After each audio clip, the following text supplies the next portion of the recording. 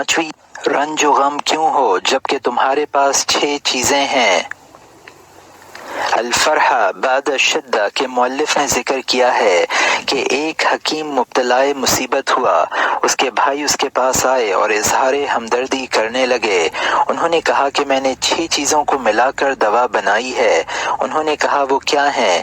کہنے لگا، پہلی چیز اللہ پر بھروسہ، دوسری بات میرا یہ جاننا کہ جو مقدر ہے وہ ہوگا، تیسری سب سے اچھی چیز صبر ہے، چوتھی میں صبر نہ کروں تو کیا کر سکتا ہوں، گھبرا کر ہی کیا ہوگا، پانچویں یہ کہ ممکن تھا کہ جس حالت میں میں اب ہوں اس سے بھی برے حال کا سامنا ہوتا، چھٹی یہ کہ ایک وقت سختی ہے، دوسرے وقت اس سے چھٹکارا بھی ہوگا۔ آپ پر زیادتی ہو، اہانت ہو یا سب و شتم کیا جائے یا ظلم ہو تو آپ رنج نہ کریں۔ شیخ الاسلام ابن تیمیہ کہتے ہیں کہ مومن مطالبہ نہیں کرتا، نہ عتاب کرتا ہے، نہ ہاتھا پائی پر اتر آتا ہے۔ غم نہ کیجیے، لوگوں کے ساتھ احسان کر کے نیک نامی کمائیے۔ ایک معزز آدمی نے ایک شاعر کے ساتھ حسن سلوک کیا اور اس کی مصیبت دور کر دی تو اس نے اس کی مدح میں کہا، وہ ایسا شخص ہے جسے نوخیزی میں اللہ نے حسن عطا کیا، اس کے چہرے پر کارناموں کا زیور ہے، اس نے بزرگی اور شرافت کا لبادہ پہن رکھا ہے، گویا کہ اس کی پیشانی میں مشتری چمکتی ہے، اس کی گردن میں ثریا اور اس کے چہرے میں چاند ہے۔ مشکلات و مسائل سے پریشان نہ ہوں بلکہ صبر و تحمل سے کام لیں۔ شاعر کہتا ہے، اے زمانے اگر تیرے پاس اور بھی مصائب ہوں تو لا تو انہیں بھی لے آ۔ صبر گھبراہٹ سے زیادہ آسان ہے، تحمل دل کو چھوٹا کرنے سے بہتر ہے۔ جو آدمی اپنی مرضی سے صبر نہیں کرتا اسے مجبوراً کرنا پڑے گا۔ متنبی کہتا ہے، زمانے نے اتنی مصیبتیں مجھ پر برسائیں کہ میرا دل تیروں کے حالہ میں ہو گیا۔ جب بھی تیر مجھ پر برسائے جاتے تو ایک کے اوپر ایک تیر لگتا اور ٹوٹ جاتا۔ میں اسی طرح زندہ رہا کہ مصیبتوں کی کوئی پرواہ نہیں کی کیونکہ ان پر توجہ دینے سے مجھے کوئی فائدہ نہیں پہنچا۔ ابو المظفر بے وردی نے کہا، زمانہ میرے لیے اجنبی بن گیا، اسے نہیں معلوم کہ میں باعزت ہوں اور زمانے کے حادثات سے ذلیل نہیں ہو سکتا۔ زمانہ مجھے اپنا ظلم دکھا رہا ہے اور میں اسے دکھا رہا ہوں کہ صبر کیسے کیا جاتا ہے۔ آپ کے دوست احباب ہیں جو اپنی محبت میں سچے ہیں تو آپ کو کیا غم۔ نیچے ہم بعض اچھے اشعار کا ترجمہ دے رہے ہیں جس سے قلب کو راحت ملے گی۔ تالیف قلوب اور روحوں کو ملانے کے سلسلے میں شاعر نے کہا ہے، ہم یمن کے ایک قیسی دوشیزہ کے پاس اترے جو صالحین کے خاندان سے تھی۔ اس نے پردہ گراتے ہوئے پوچھا، کس سرزمین سے تعلق ہے، آپ کون ہیں؟ میں نے اس سے کہا، میرا یہ دوست بنو تمیم سے ہے اور میرا خاندان بھی یمنی ہے۔ دونوں دوست مختلف ہیں لیکن زمانے نے دونوں میں دوستی پیدا کر دی ہے اور ایسا ہوتا ہے کہ مختلف چیزیں مل جاتی ہیں، دوست ہی دوستوں کو تسلی دیتے ہیں۔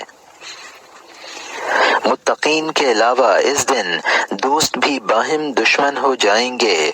اجنبی مسافر کے بارے میں ایک شاعر کہتا ہے، بکھرے ارادے والا جس کے پاس نہ گھر ہے نہ گھر والے نہ پڑوسی، بس چلتے رہنے سے مانوس ہے، حتیٰ کہ لگتا ہے کہ جدائی کے لیے سفر وطن کی طرف واپسی ہے۔ غم نہ کریں جب کوئی آپ کو روک دے یا آپ کے چہرے میں ترش روی پیدا ہو جائے یا کوئی بخیل منع کر دے۔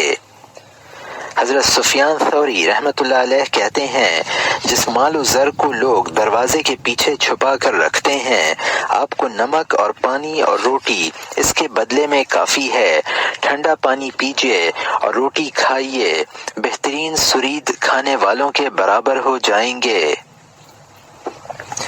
लकड़ी का झोंपड़ा, ऊंट का खेमा और जौ की रोटी नफ्स की इज्जत, आबरू की हिफाजत और शर्म हया के तहफ़्फ़ुज़ के साथ ज़्यादा बाइज़्ज़त और ज़्यादा बुलंद है शानदार महल और पुरबहार बाग से जिसके साथ मैल और गदलापन हो। आजमाइश मर्ज की तरह है, कुछ दिनों बाद वो ख़त्म हो जाएगी। उसके जल्दी से ज़ाइल करने और उसे बहुत बड़ा बनाने की ज़रूरत नहीं है। जो शख्स मुब्तलाए मुसीबत हो उसका फ़र्ज़ है कि सब्र के साथ कुशादगी का इंतज़ार करे और बराबर दुआ के तरीक़े पर गामज़न रहे। वक्फ़ा। अल्लाह ताला फरमाते हैं, अल्लाह की रहमत से मायूस ना हो, उसकी रहमत से काफिर ही मायूस होते हैं।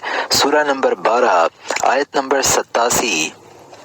अपने रब की रहमत से गुमकरदा राह ही मायूस होते हैं। सूरा नंबर 15 आयत नंबर 56।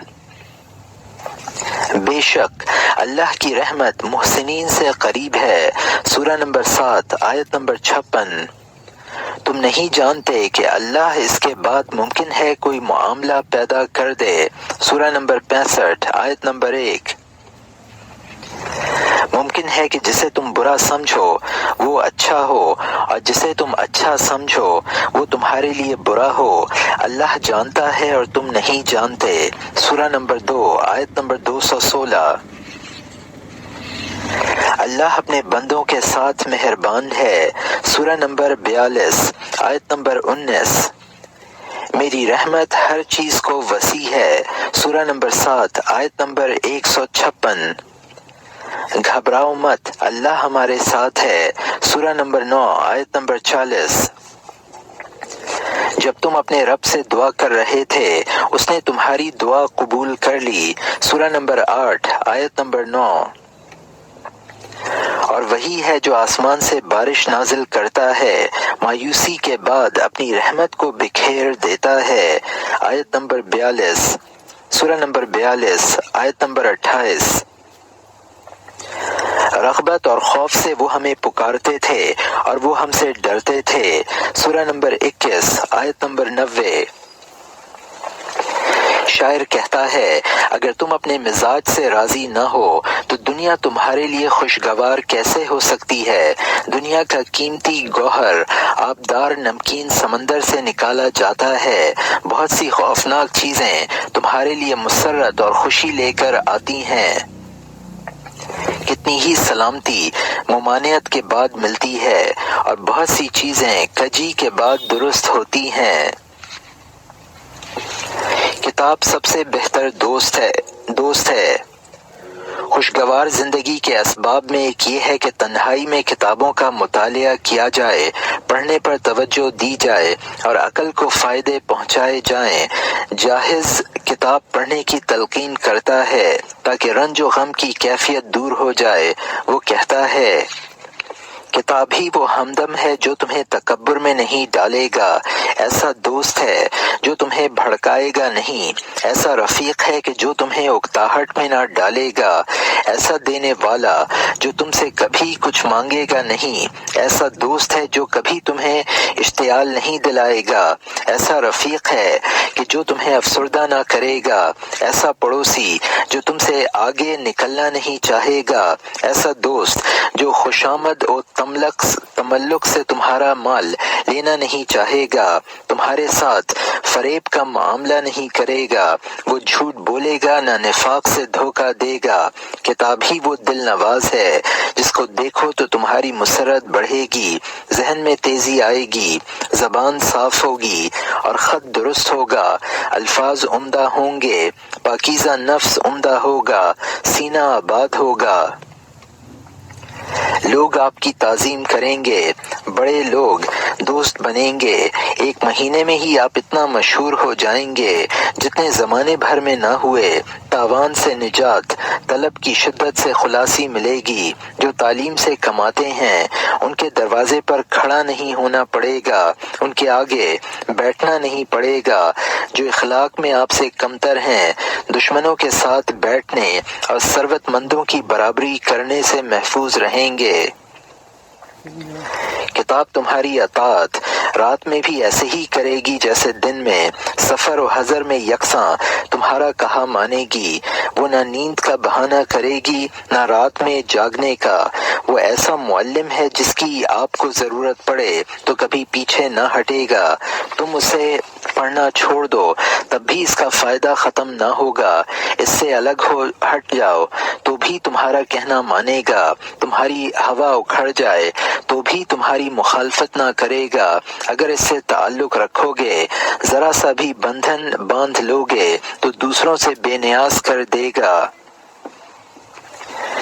کتاب تمہیں برے ہم نشین کے ساتھ بیٹھنے سے روکے گی۔ اگر اس کا اور کوئی احسان نہ بھی ہو، صرف اتنا ہو کہ تمہیں دروازے پر بیٹھ کر گزرنے والوں کو دیکھنے سے روکے، تو یہ بھی سلامتی اور غنیمت ہے، کیونکہ برے ہم نشینوں کے ساتھ بیٹھنے میں حقوق کی خلاف ورزیاں، فضول نظر بازی، لایعنی باتوں میں پڑنا، چھوٹے لوگوں کے ساتھ بیٹھنا، ان کی گری باتیں، غلط الفاظ سننا، گھٹیا اخلاق اور جہالتوں میں شامل ہونا پڑتا ہے۔ مطالعہ سے اصل اور فرع دونوں کا حصول ہے۔ اسی طرح کتاب صرف آپ کو بیکار خواہشوں، لہو و لعب اور آرام پسندی سے بھی روک دے تو یہ بھی اس کا آپ پر زبردست احسان اور کرم ہوگا۔ خالی اوقات گزارنے کا بہترین طریقہ کتب بینی ہے۔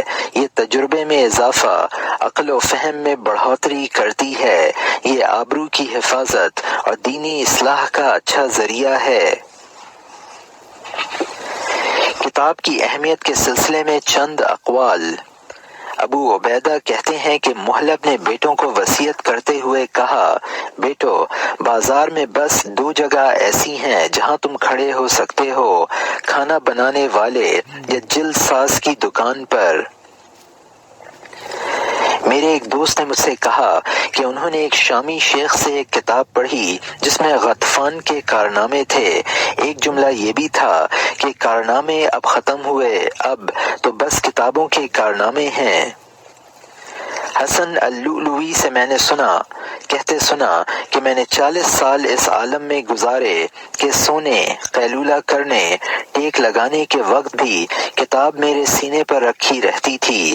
ابن الجہم کہتے ہیں، جب بے وقت مجھ پر نیند طاری ہوئی، ضرورت سے زیادہ نیند بھی بہت بری چیز ہے، تو میں نے اس وقت حکمت کی کتابوں میں سے کوئی کتاب لی۔ کتاب پڑھ کر مجھ پر وہی سرمستی طاری ہوتی ہے جو لذت کے حصول اور کسی کامیابی کے وقت سرور و مستی طاری ہوتی ہے، بلکہ یہ انبساطی کیفیت اس سے شدید ہوتی ہے۔ ابن الجہم کہتے ہیں، جب میں کسی کتاب کو منگواتا ہوں اور اسے اچھا اور مفید پاتا ہوں تو تم مجھے دیکھو گے کہ پڑھتا ہوا یہ دیکھتا ہوں کہ کتنے ورق باقی بچ گئے۔ یہ ڈر رہتا ہے کہ کتاب ختم ہو جائے گی اور اس کے فوائد سے محروم ہو جاؤں گا۔ ہاں، اگر کتاب بڑی اور ضخیم ہوتی ہے تو میری خوشی کا کیا پوچھنا، بس زندگی مل جاتی ہے۔ متنبی نے قدمہ میں سے کسی کے مطالعہ کتب کا حال بیان کرتے ہوئے لکھا ہے، اگر کتاب طویل اور کثیر الاوراق نہ ہوتی تو میں اس کی نقل کر لیتا۔ ابن الجہم یہ سن کر بولے، جس بات سے تم ڈر گئے مجھے اسی سے اس کا شوق پیدا ہوا۔ چھوٹی کتابوں سے مجھے خاص فائدہ نہیں ہوتا، بس مجھے تو بڑی کتاب میں ہی مزہ آتا ہے۔ سب سے بلند، عمدہ اور عرفہ کتاب اللہ کی کتاب قرآن ہے، جس کے بارے میں وہ خود فرماتا ہے، یہ کتاب آپ صلی اللہ علیہ وسلم پر نازل کی گئی ہے تاکہ آپ اس کے ذریعے لوگوں کو خبردار کریں اور مومنین کو یاد دہانی کرائیں۔ آپ کا سینہ اس کے لیے بالکل کھلا ہونا چاہیے۔ سورہ نمبر 7 آیت نمبر 2۔ مطالعہ کے فائدے۔ پہلا، وسوسے اور رنج و تفکرات دور ہو جاتے ہیں۔ دوسرا، باطل میں پڑنے سے آدمی بچتا ہے۔ تیسرا، بیکار اور گپ بازوں سے نجات ملتی ہے۔ چوتھا، گفتگو اور بات چیت کا طریقہ جاتا ہے، زبان فصیح ہوتی ہے اور غلطیاں نہیں ہوتی۔ पांचवा, अकल बढ़ती है, दिल की सफाई होती और जहन खुलता है। छठा, इल्म वाफिर होता, फहम को जिला मिलती और मालूमात का ज़ख़ीरा बढ़ जाता है। सातवां, लोगों के तजुर्बों, हकीमों की हिकमत और उलमा के इस्तिंबात से फ़ायदा होता है। आठवां, इल्म हज़म करने का मलका पैदा होता है और इन मुख्तलिफ सकाफ़तों से आशनाई होती है जिनका ज़िंदगी में अहम किरदार है। नवां, अहले इस्लाम की किताबें पढ़ने से ईमान में इजाफा होता है क्योंकि किताब सबसे बड़ा वाइज, बेहतरीन अम्र नहीं करने वाला और सबसे मौसर तंबीह करने वाला जरिया है। दसवां, किताब जहन को इंतशार से, दिल को शिकस्त और रीख से और वक्त को ज़िया से बचाती है। 11वां, कलाम के फहम, मजमून के ढालने और इबारत के मकसद तक पहुँचने, जुमला के मदलूल और हिकमत के असरार और रमूज समझने में किताब का मुतालिया रुसूख पैदा करता है। बकौल शायर, सबसे बड़ी लज्जत मानी के फहम की लज्जत है, न कि खाने पीने और एड़ने की। जब आपने अपने एहसान से लोगों के दिल जीत लिए तो फिर कोई गम नहीं। आपकी भलाई के बदले में कुछ हाथ आपके लिए दुआ में उठते